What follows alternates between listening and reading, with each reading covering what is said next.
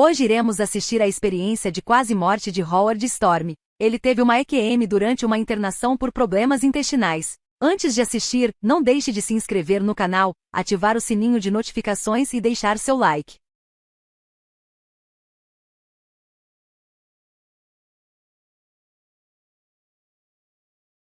A minha fé era o materialismo. O que eu acreditava, como todos os meus amigos de doutorado e todos os meus amigos no geral acreditavam, é que se não dá para medir e ver, pesar, contar, simplesmente não existe. Então, quando eu estava morrendo e as pessoas me perguntam se eu estava rezando, eu continuo a dizer repetitivamente que a última coisa que estaria fazendo no mundo era rezar. Eu teria preferido pular da Torre Eiffel a ter que rezar, de tão estúpida que era essa ideia. No momento de minha morte, eu pedi morfina, eu pedi um médico, porque a dor no meu duodeno, o buraco por onde estava vazando ácido clorídrico e outros sucos digestivos, era insuportável. Eu estava me dissolvendo, eu estava me digerindo por dentro, e se você quer saber como é a dor, é como tirar um carvão em brasa do fogo e enfiar dentro do seu intestino. Eu vi 2 médicos na emergência e eles foram muito legais, mas eles não fizeram nada, eles apenas me mandaram para a cirurgia, e disseram que eu tinha 1 hora de vida, foi o que eles me disseram. Então eles me mandaram para a cirurgia, mas eu tinha certeza que não havia ninguém para fazer a cirurgia. Foi por isso que eu não tomei nenhum remédio. Você sabe, as pessoas me dizem, bem, a razão de você ter tido toda essa experiência de quase morte foi por causa de todos os narcóticos que lhe deram, e eu sempre respondo, eu implorei por qualquer coisa e ninguém me deu nada por 10 horas. Você não entende o que significa a palavra nada? Quando a enfermeira entrou e disse que eles não conseguiram localizar um médico, foi quando eu disse à minha esposa para dizer aos meus pais que eu os amava, também aos meus filhos. Eu me despedi de todos. Minha esposa estava chorando como eu nunca vi, na verdade ninguém chorar na minha vida daquela forma, quero dizer, ela estava chorando na alma, se tremendo. Ela se sentou e eu olhei para ela e disse que era hora de eu ir. É realmente muito fácil, sabe, eu achei a coisa mais fácil do mundo morrer. Eu estava tendo muitos problemas para respirar nas últimas horas. Tudo o que eu estava fazendo era tentar respirar, eu estava ciente o suficiente para saber que se parasse de respirar, isso seria algo muito ruim, mas eu só tinha que parar de fazer isso e quando fiz, eu fiquei inconsciente.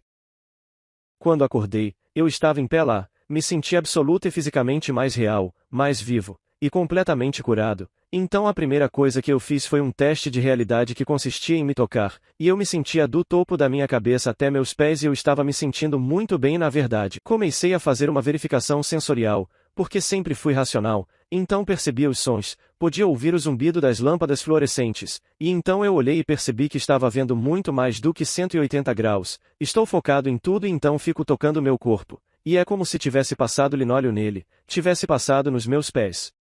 Eu olho ao redor da sala e minha esposa está do outro lado da cama, e então notei na cama alguém quase todo coberto por um lençol, mas a cabeça não completamente coberta. Eu olhei para a pessoa que estava de frente para minha esposa, mais longe de mim, e era notável a semelhança comigo. Eu sabia racionalmente que não era eu, porque eu estava parado lá e como pessoas racionais sabemos que não se pode se bifurcar, estar em 2 lugares, isso seria loucura, é esquizofrenia. É como se você estivesse parado olhando para si mesmo. Isso é coisa de louco, coisa de doido, e eu não estou louco, então penso, nossa, parece muito comigo, mas não sou eu, isso é muita coincidência e ao mesmo tempo sei que não é isso, porque parece tudo ridículo.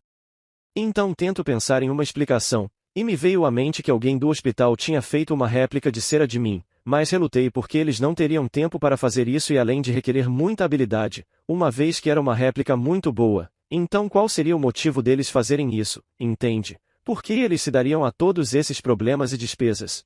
Relembrando esse evento parece engraçado, mas na época me deixou enfurecido. Então eu tento me comunicar com minha esposa, mas ela não me responde. Penso que ela está fazendo o que fazia quando nos desentendíamos, uma forma de me punir quando não estávamos nos dando bem, que era me ignorar. Então começo a imaginar que ela deve estar muito, muito brava comigo pelo que fiz a ela, e que eu havia arruinado a vida dela. Nesse instante, eu tento recorrer ao meu colega de quarto, Monsieur Florin, que era um francês super gentil, com 68 anos de idade. Tentei falar com ele, mas ele olhou através de mim como se não pudesse me ver. Comecei a gritar e gritar com ele, mas sem obter resposta, e nesse momento fiquei muito agitado, ouvi pessoas do lado de fora da sala me chamando pelo nome, o que achei estranho porque eu estava na França e não é surpresa que as pessoas na França falem francês, e Howard não é um nome francês, eles estão falando inglês, falando tipo, Howard, venha conosco. Então eu fui até a porta da sala e havia pessoas no corredor. O corredor era cinza como uma imagem de TV em preto e branco muito ruim, muito indistinta, o que era estranho porque a sala estava ultra clara, e o corredor era completamente distinto. Havia essas pessoas lá fora dizendo, venha, e eu disse, você foi enviado pelo médico, estou doente e devo fazer uma cirurgia, eu fiquei esperando o dia todo, e eles responderam, nós sabemos tudo sobre você, estávamos esperando por você, se apresse e venha conosco. Então depois de alguns convencimentos, eu tive certeza que eles eram pessoas do hospital que deveriam me levar para a cirurgia, e considerando o tratamento que me deram neste hospital após este ponto, o fato de que eles queriam acompanhar até a cirurgia fez todo sentido, quero dizer, eu nunca questionei isso e então fizemos uma longa jornada. O inferno é a separação de Deus e a única coisa que torna o inferno ruim são as pessoas lá. Deus não torna o inferno ruim, se eles fossem mais legais um com o outro, seria muito mais agradável lá embaixo. A separação de Deus inclui a separação de todas as coisas boas que Deus nos dá. Não há pássaros, nem borboletas, nem flores, nem sol, nem chuva, nem vento, não há doces, não há bolo de chocolate, não tem sorvete, é tudo bem triste. Como os psicólogos descobriram, quando prendem um bando de animais em uma jaula por um tempo, eles começam a se devorar, porque essa é a única gratificação que eles conseguem. Nos filmes de prisão há um conceito do peixe novo. Quando um novo preso entra na prisão, todo mundo está animado porque eles querem iniciá-lo, o que geralmente significa que a pessoa vai sofrer estupro brutal e outras coisas. Então naquele lugar eu era um peixe novo. Isso fez com que centenas deles fizessem o que quisessem comigo. A parte física é horrível, mas a parte emocional é muito pior do que a parte física. Depois de acontecer o que me aconteceu lá, só o que eu pensava era, como eles podem querer me machucar tanto assim? Por que eles me odeiam tanto? Eu não conseguia entender, mas agora eu sei, eles fizeram isso porque não se importavam. Eles não estão fazendo isso comigo por algo pessoal, eu era apenas o peixe novo. Quando eles terminaram comigo, eu já não respondia física e emocionalmente. O termo que gosto de usar para descrever meu estado é atropelado. Fui atropelado. Naquele lugar eu ouvi uma voz que dizia, ore a Deus. Eu não sei quem disse isso, não sei de onde veio, parecia que estava saindo do meu peito e eu pensei, que ideia estúpida, eu não acredito em Deus, eu não rezo, e a voz dizia, ora a Deus, e eu pensei, não sei rezar, não rezo desde criança. E dessa vez a voz veio mais forte, ora a Deus. Veio com muita força. Eu pensei, ok, como seria para mim orar? Então estou pensando, lembro quando jurei lealdade à bandeira dos Estados Unidos, as palavras memorizadas, porque é claro que, da minha perspectiva como um professor universitário genial de 38 anos, chefe do departamento, pensei que a oração era algo que você memorizava. Então lembrei as palavras, o Senhor é meu pastor. Ao murmurar isso, eu fico muito animado e fico ali murmurando, e me lembrei de algo que soou como uma oração e ao fazer isso as pessoas que ainda estavam ao meu redor não estavam mais interagindo comigo, porque eu meio que me tornei tedioso e desinteressante. Eles ficaram muito zangados e me disseram em uma língua, que é a pior que já ouvi na minha vida, eles disseram, não há Deus, ninguém pode te ouvir aqui, e agora vamos realmente te machucar. Basicamente me dizendo o que fizemos antes não foi nada comparado ao que vamos fazer com você agora, e isso estava acontecendo porque eles não suportavam a minha miserável e patética oração. Então pensei em algumas outras coisas como Pai Nosso que estás no céu, santificado seja teu nome. Eu estava apenas me lembrando de frases porque não conseguia lembrar como um todo. Primeiro estou dizendo essas coisas o que está realmente deixando-os com raiva, e o que eu gosto é que todo esse tempo estive indefeso lá, não importava o quanto eu tenha pensado em mandá-los embora. Finalmente tinha encontrado algo que eles realmente não gostavam, e a outra coisa que notei é que quanto mais eu dizia essas coisas, mais eu os afastava, e mais eles mostravam raiva.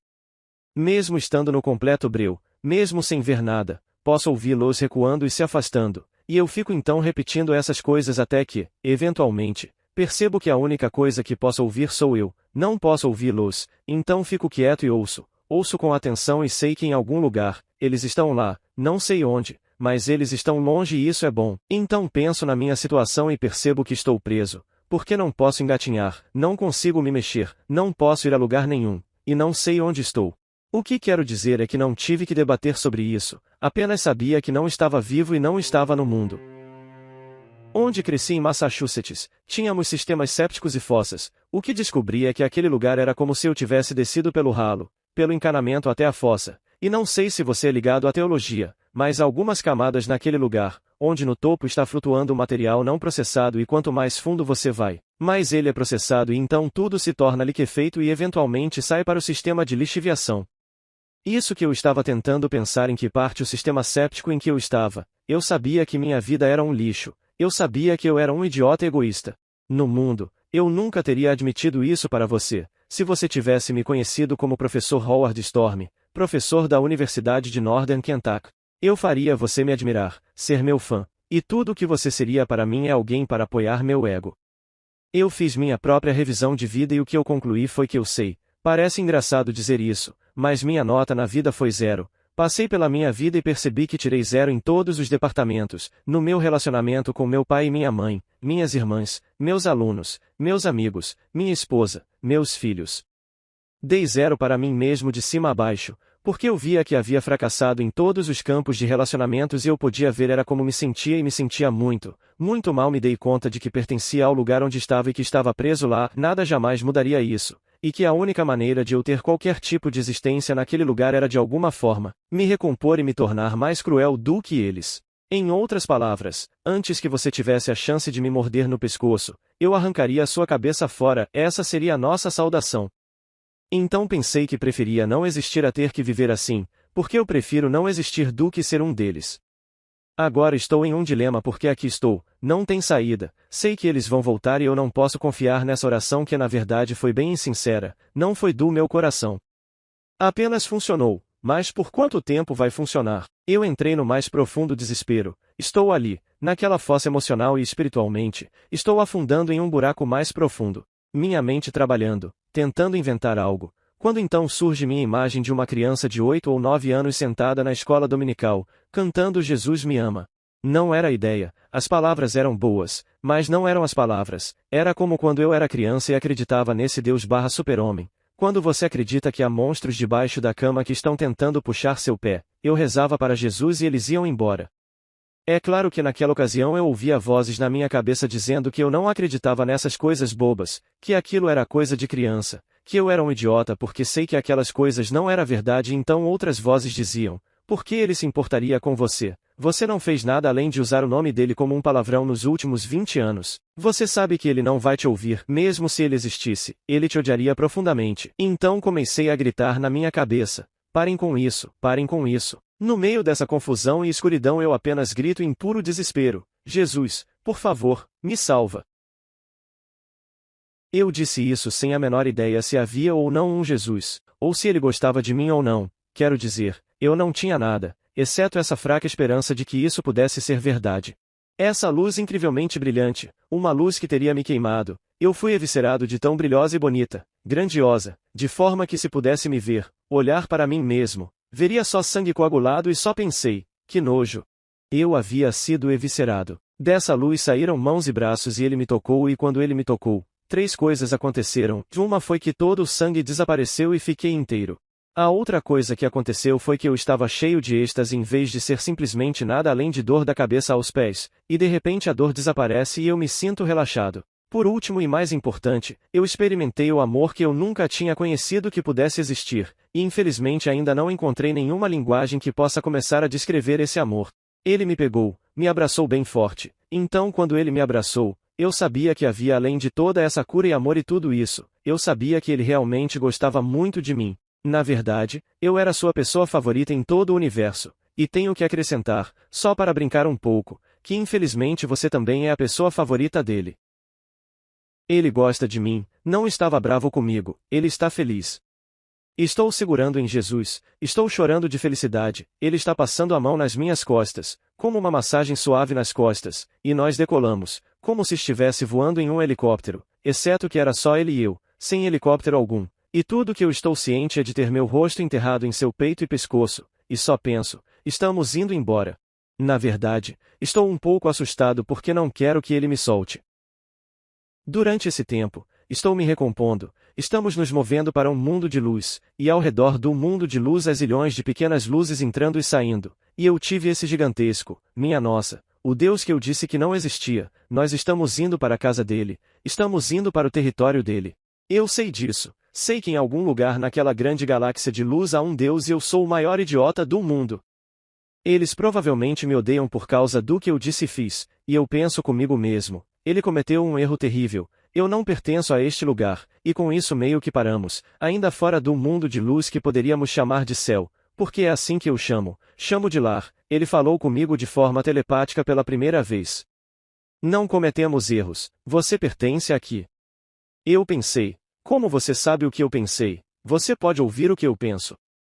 E ele riu e disse, eu sei tudo o que você já pensou e eu pensei, me sinto muito desconfortável com você sabendo de tudo que eu já pensei, porque pensei coisas que não sei se quero que você saiba que eu pensei, e imediatamente pensei em uma coisa de duplo sentido que eu não queria que ele soubesse que eu pensei, era algo engraçado, e na mesma hora ele riu, ele achou muito engraçado, e pensei, nossa, ele me acha engraçado, e ele disse, sim, você é muito engraçado, e fiquei chocado porque as pessoas geralmente não acham minhas piadas engraçadas. Então começamos a conversar e ele meio que interrompeu nossa conversa, tudo telepaticamente, e havia um monte de pessoas ao nosso redor e ele disse, eu quero que você os conheça, e então ele os chamou com um tom musical e eles vieram.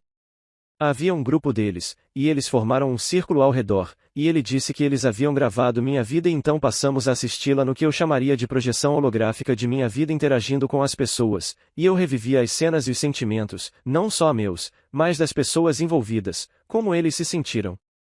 Jesus e os anjos claramente estavam infelizes com a direção que eu estava tomando na vida. É um tipo de desapontamento.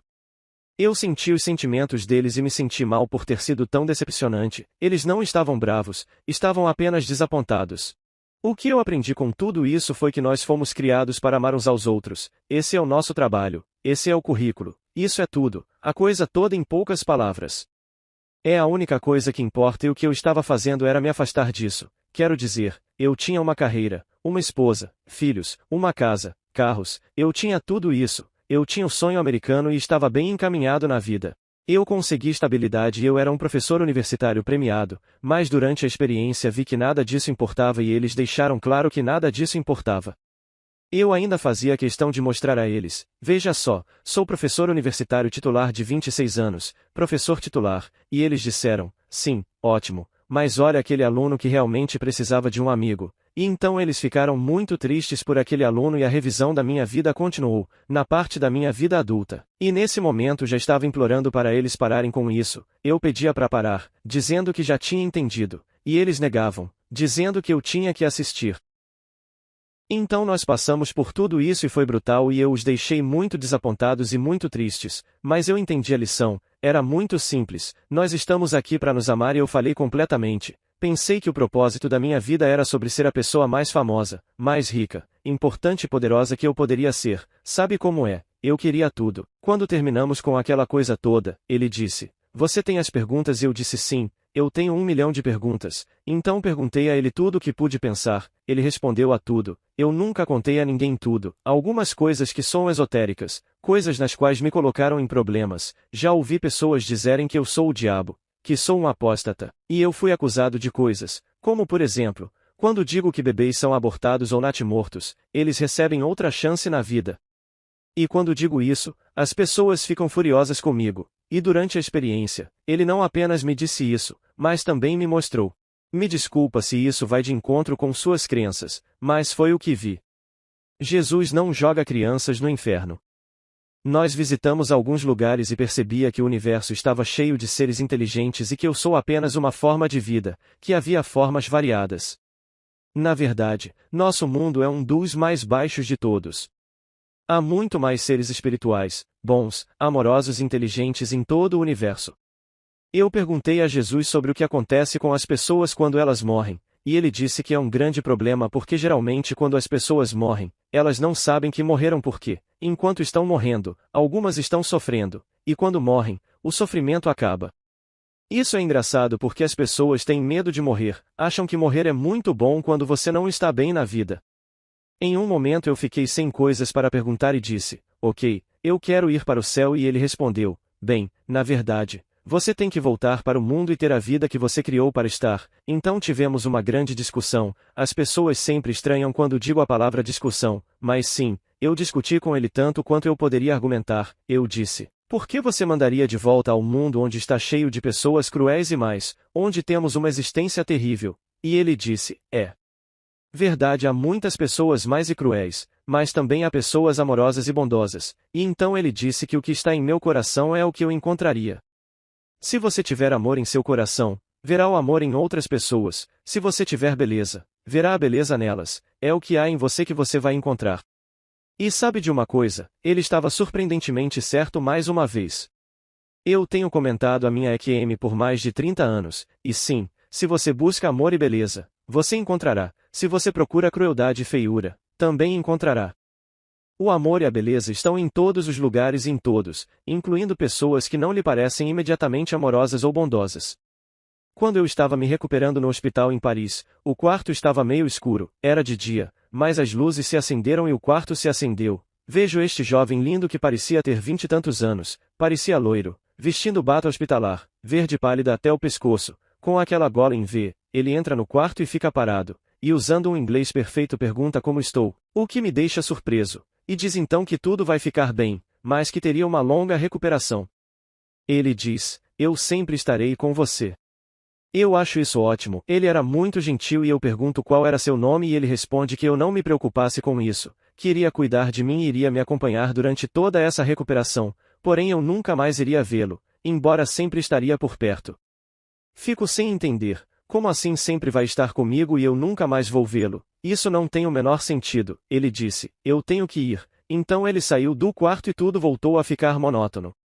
Quando ele saiu e eu estou sentado lá pensando no que tinha acabado de acontecer, então entra uma enfermeira, e eu pergunto o nome do médico que tinha entrado no quarto. Ela disse que ninguém tinha entrado lá. Eu insisto, descrevo e ela explica que estava o tempo todo perto da porta e que ninguém, exceto ela, havia entrado ali. Eu ainda discuti com ela, eu não falo bem francês e ela inglês, então ela fica brava, desiste e sai. O que me deixa louco depois de tudo isso é que é tão simples, é tão fácil clamar a Deus e ter sua vida totalmente mudada e você pode ir do desespero à alegria, você pode ir da dor à felicidade.